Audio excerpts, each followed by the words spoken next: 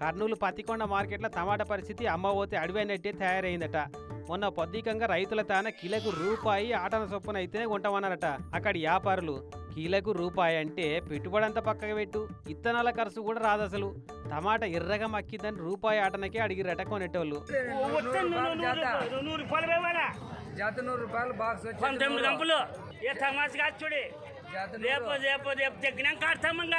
ఇది లేకుండా చింతలేదు మాకేమి పెళ్ళం పిల్లలు పాసుబండి పెడితే 50, 60, 100, 50 పడుతుంది. సరిగ్గా నెల కింద ఇదే పత్తికొండ మార్కెట్లో 40 రూపాయలు 50 రూపాయలు నడిచిందట. ఇక ఇప్పుడేమో కుక్క మురికైంది టమాటా. కోపంతో కింద వారేసిపోయారు కొందరు రైతులైతే. ₹10 కూడా నా సరుకు ₹10 కూడా తీసుకోవట్లేదు, కనీసం చూడడం కూడా చూడట్లేదు. అందుకోసం నేను పారవోసిన 10 బాక్సుల సరుకు. అటు ఆస్పరి టమాటా మార్కెట్లో కిలో ₹2కి ₹4 నడుస్తుందట.